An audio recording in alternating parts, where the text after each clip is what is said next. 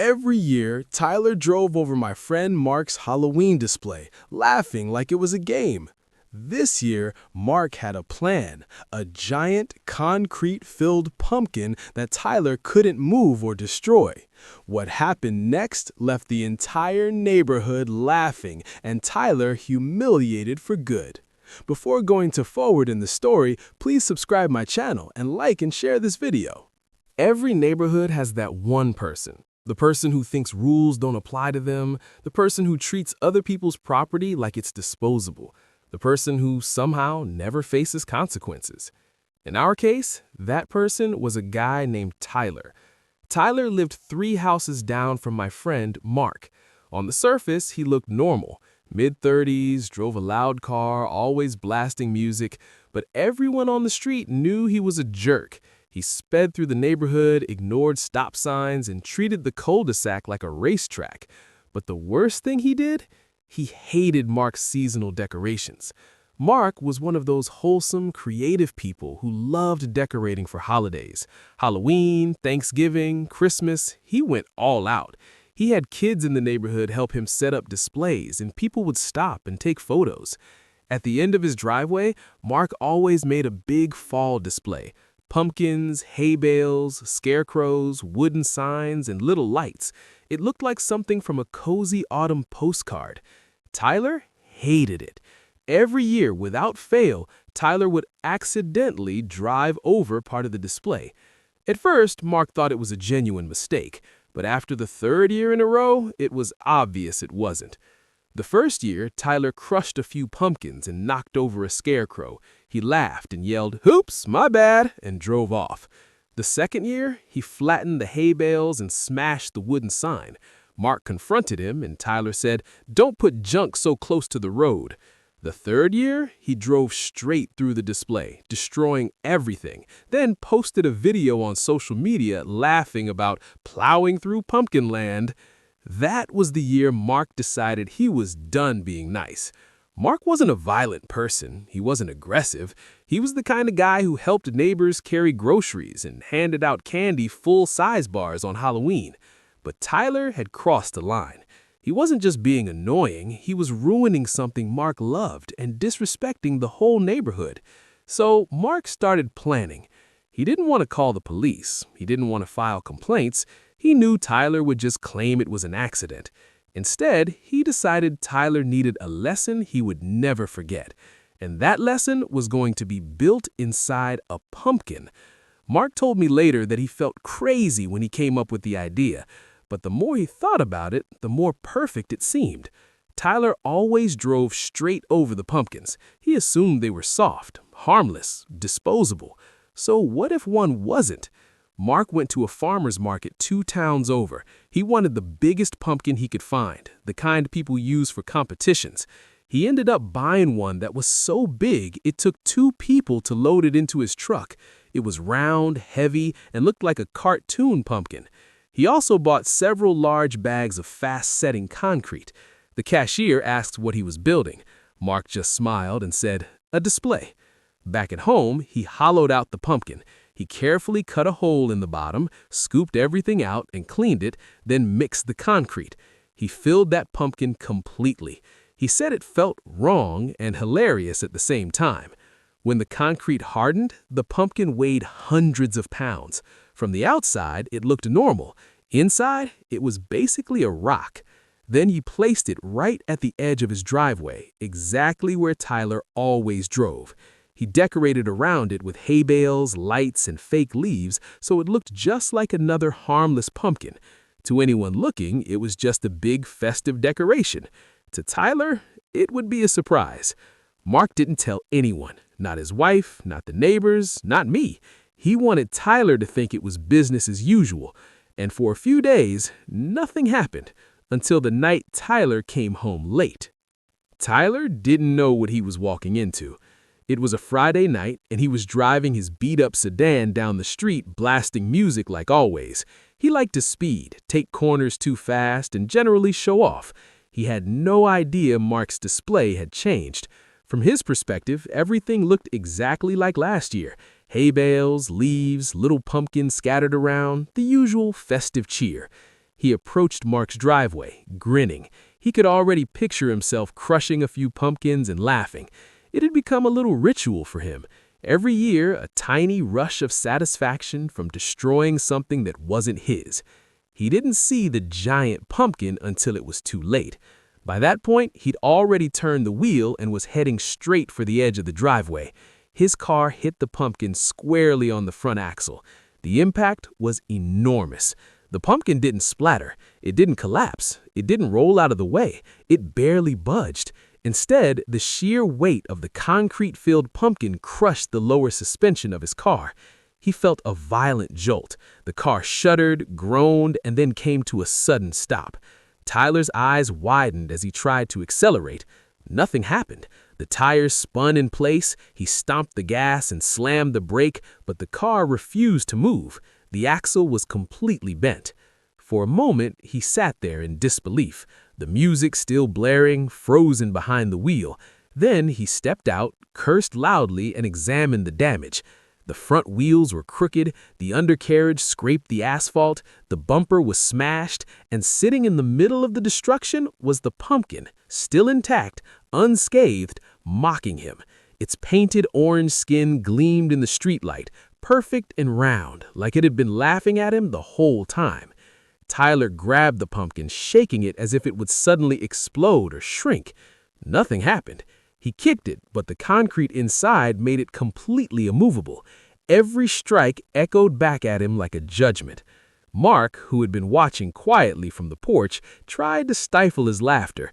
He hadn't wanted Tyler to see him until the moment was perfect, but now, seeing Tyler's shocked, defeated posture, he could hardly contain himself. "Need some help?" Mark called out casually. Tyler turned around, furious, red-faced. "What the hell did you do?" Mark grinned. "Nothing, just your luck." Tyler tried to push the car again, but the axle wouldn't budge. He climbed back in, slammed the gear shift, and tried to drive again, only to hear a horrible grinding sound. Sparks flew from the front tires. The engine whined and sputtered, refusing to cooperate. He got out again, cursing, inspecting the damage, and realized he wasn't going anywhere that night. The pumpkin had completely immobilized his car. Every bit of his arrogance, every past year of destruction had led to this single immovable obstacle. At that point, Mark's neighbors started coming out to watch. A few kids were holding their parents' hands, trying not to laugh, pointing at Tyler's car, the pumpkin, and the mess. Tyler glared at them, but no one cared. By the time the tow truck arrived, called by Mark earlier as part of the plan, Tyler was sweating, fuming, and muttering every curse word he knew under his breath. The driver shook his head, took one look at the car, and said, "You're not driving this anywhere tonight." The tow truck lifted the car, and Tyler had no choice but to watch as his pride, his freedom, and his impunity were carried away, all thanks to a pumpkin heavier than he had ever imagined. Mark waved politely. "Happy fall."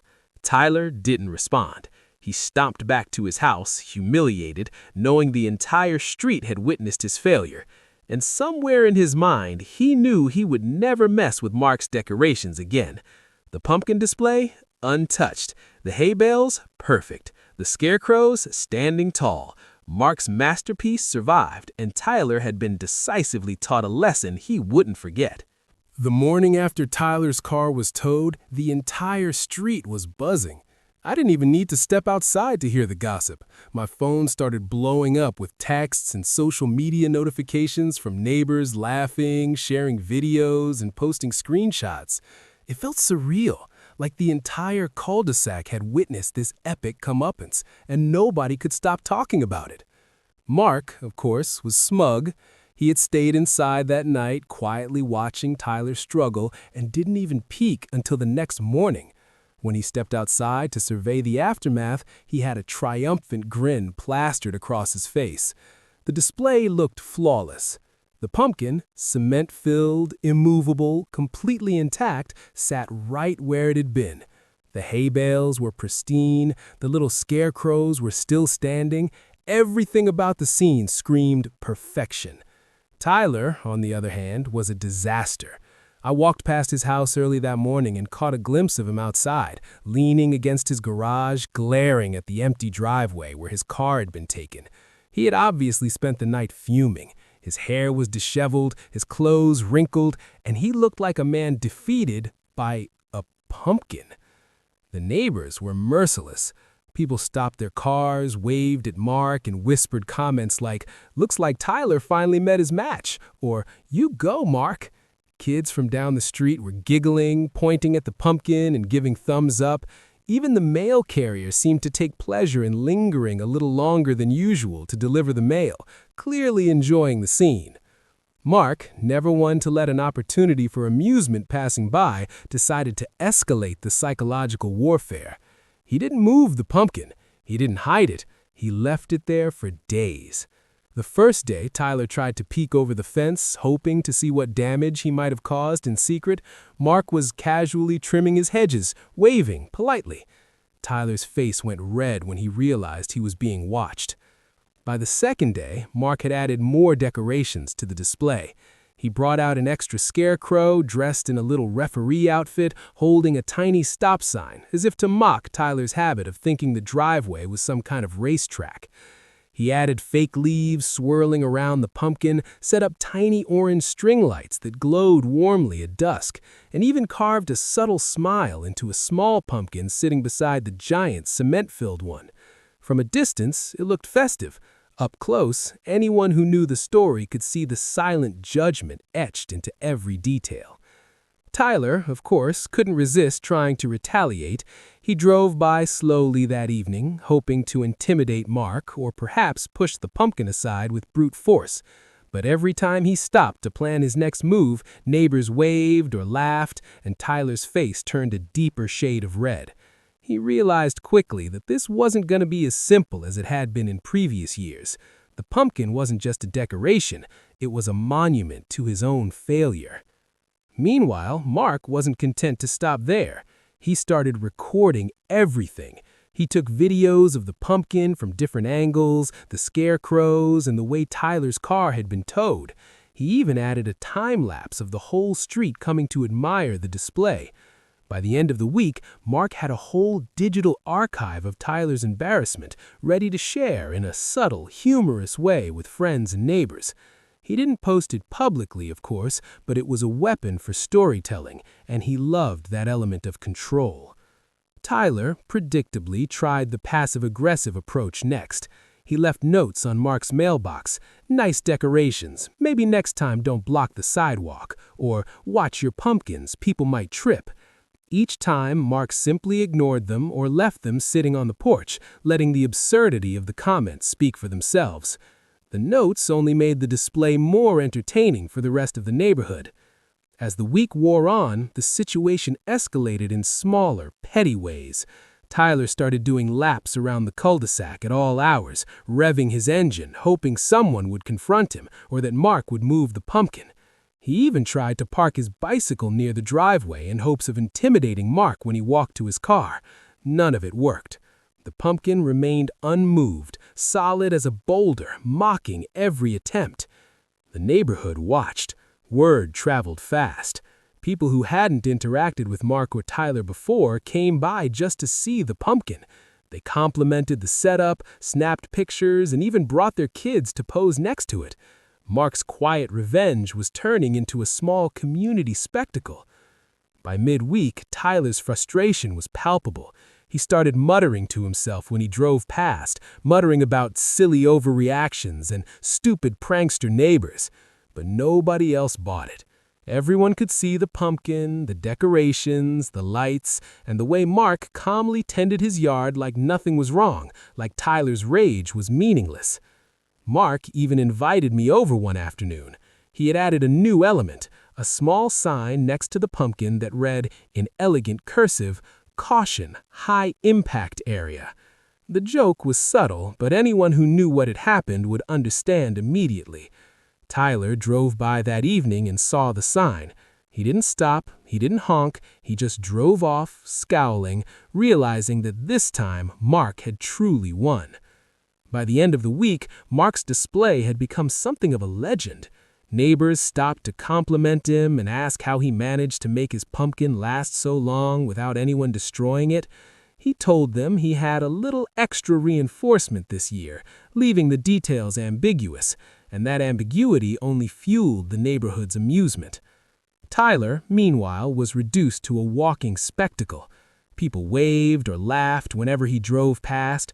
One kid even drew a chalk pumpkin on the sidewalk with an arrow pointing to Tyler's driveway. He never confronted the neighborhood directly. He was humiliated silently, which, in Mark's eyes, was infinitely better than any public confrontation. The weeks passed and the display stayed intact. The concrete pumpkin remained solid, immovable, a constant reminder of Tyler's overconfidence and poor judgment. Mark added small touches every day, extra leaves, little lanterns, maybe even a fake crow perched atop the pumpkin. Tyler's attempts at retaliation grew sillier and more desperate. He tried nudging the pumpkin with the trunk of his car. He tried throwing small objects at it. He even considered driving in reverse to ram it from a different angle.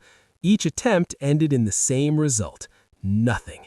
The pumpkin didn't budge, and Tyler's pride crumbled further with each failure. At one point, Mark decided to up the ante subtly. He added a small bucket of water nearby, rigged so that anyone trying to move the pumpkin would accidentally splash themselves. Tyler, of course, noticed the bucket and gave a suspicious glance, but he didn't approach it.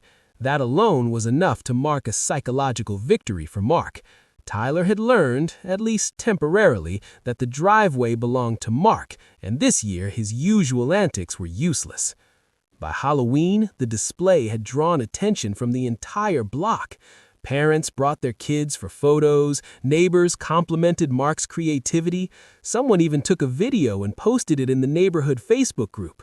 Tyler avoided eye contact whenever he saw people recording or laughing. He didn't know whether to confront Mark or move away quietly. Either way, the concrete pumpkin had achieved its purpose. It had stopped Tyler in his tracks and elevated Mark's creativity into local legend. Mark even joked privately that he might try this every year from now on, adjusting the pumpkin size and placement depending on Tyler's mood. It wasn't about cruelty, it was about teaching a lesson, ensuring respect, and most importantly, having a little fun at the expense of someone who had spent years trying to ruin other people's joy. After a few weeks, Tyler's frustration reached a boiling point. The concrete pumpkin wasn't just a physical obstacle anymore. It had become a symbol of his humiliation. Every time he drove past, he felt it staring at him, mocking him silently from the edge of the driveway. He couldn't destroy it, he couldn't move it, and most of all, he couldn't humiliate Mark in the way he had in previous years. Tyler started plotting. He wasn't going to accept defeat so easily. The first thing he tried was subtle intimidation. He parked his car across the street for hours, leaving it running, the radio blaring, hoping Mark or anyone passing by would feel pressure or fear.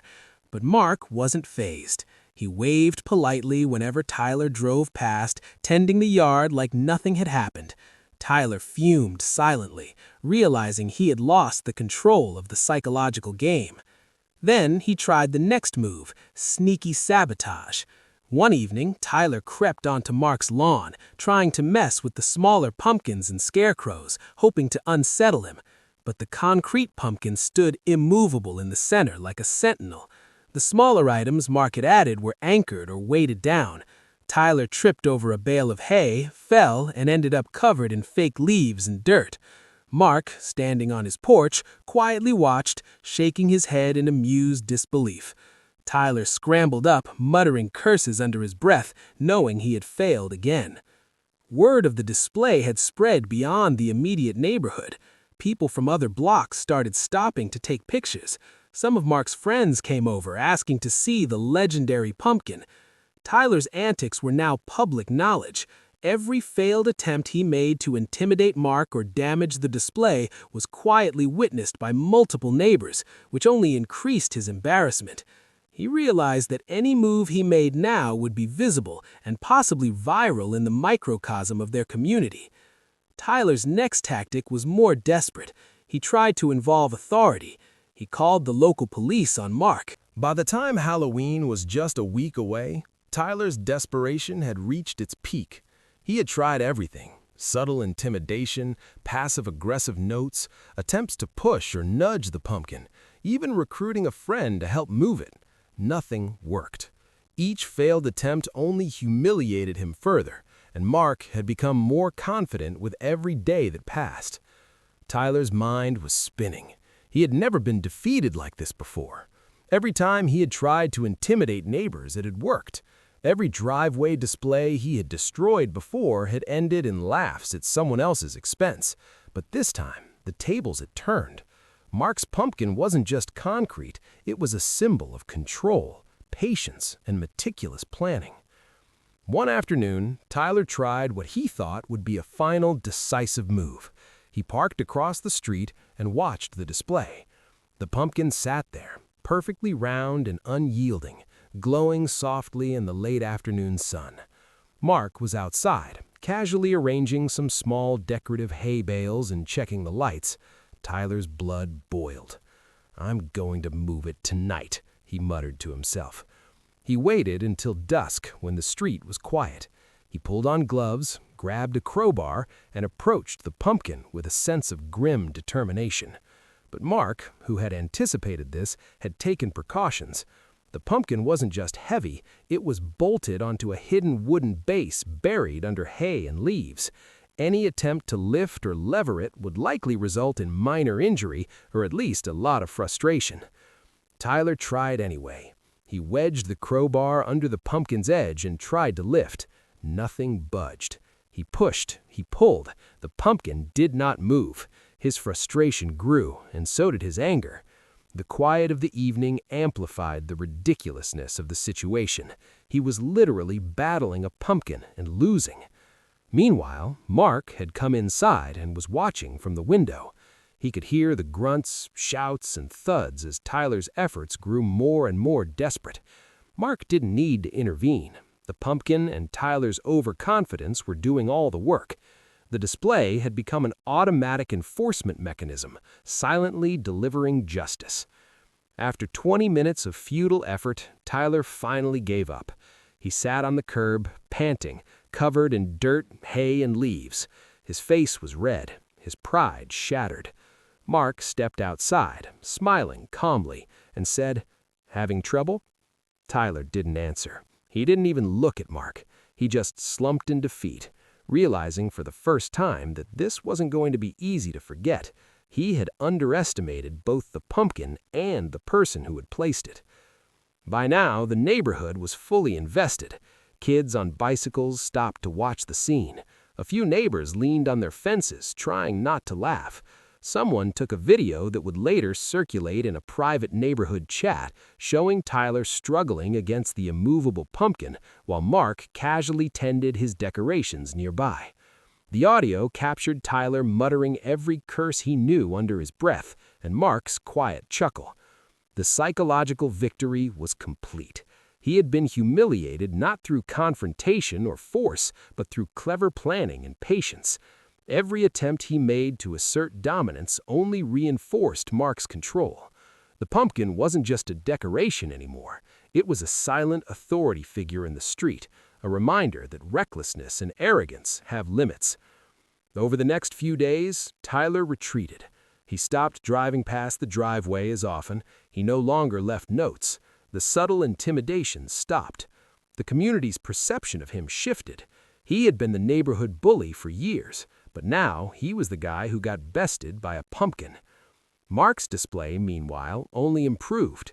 He added more lights, small decorative items, and even a few fake crows perched strategically around the pumpkin. The result was a masterpiece. From a distance, it looked like a perfectly innocent fall display. Up close, it was a monument to strategy, patience, and cleverness. By Halloween night, Mark's driveway had become a local attraction. Neighbors from nearby streets came to take photos. Kids posed next to the concrete pumpkin, laughing at the story they had heard about Tyler's defeat. Even adults were impressed by the ingenuity of the setup. Mark didn't boast. He let the display and the story speak for themselves. Tyler tried one last approach. He sent a message to Mark under the guise of apology. "Hey, I'm sorry about the last few weeks. Can we just move past this?" Mark's response was simple. "Sure, just don't hit my decorations again." Tyler didn't reply. He knew it was over. The pumpkin had won, and his attempts to assert control or seek revenge were over. He had no choice but to accept the new dynamic. Mark, the thoughtful, patient neighbor, had outsmarted him at every turn. The street settled into a new rhythm. The concrete pumpkin remained, a permanent reminder that arrogance and recklessness can be stopped by ingenuity and patience. Tyler became noticeably quieter, less aggressive, more cautious. Mark's victory wasn't about revenge, it was about respect, boundaries, and community, and it worked. By the end of the season, the story had become legendary. Neighbors still tell the tale of Tyler versus the pumpkin, laughing at the mental image of a grown man defeated by a concrete vegetable. The display was praised for creativity, humor, and a subtle sense of justice. Mark had transformed a frustrating annual problem into a masterpiece of strategy and storytelling. Even years later, new neighbors who moved onto the street were told the story. They would see the large, solid pumpkin at the edge of the driveway and hear about the neighborhood jerk who had finally met his match. The pumpkin became more than decoration. It became a lesson in patience, creativity, and the consequences of underestimating others. Mark occasionally chuckled when he thought about it. He had turned what could have been a stressful, confrontational situation into something entertaining, satisfying, and permanent. And Tyler? Well, Tyler never attempted another destruction again. By the following fall, the story of the concrete pumpkin had become legendary in the neighborhood. New families moving in were told about it immediately, how Tyler, the longtime troublemaker, had met his match in one immovable, perfectly disguised pumpkin. The tale was retold with laughter at block parties, Halloween gatherings, and even casual conversations over fences. It wasn't just a funny story, it was a lesson in cleverness, patience, and standing up to people who think rules don't apply to them. Mark, of course, continued his tradition. He upgraded the display each year. One year, he added a circle of smaller pumpkins around the original, each weighted down with sand or small stones, so it looked like a pumpkin army. Another year, he added subtle motion-activated lights and sound effects, so when kids walked by, it glowed and creaked in a spooky, playful way. Every addition maintained the illusion of a regular fall display, while also silently reinforcing the lesson Tyler and anyone else tempted to cross boundaries would never forget. Tyler, meanwhile, faded into the background. The humiliation had clearly left its mark. He no longer sped through the cul-de-sac. He avoided Mark's driveway entirely. Occasionally, he would glance at the display from across the street, an almost sheepish recognition in his expression, but he never tried to interfere again. For him, the concrete pumpkin had become a permanent symbol of his limits, a reminder that arrogance and recklessness have limits. Neighbors continued to celebrate Mark's creativity and ingenuity. Children who had grown up watching the spectacle started calling it the legendary pumpkin. The stories grew more dramatic with retelling.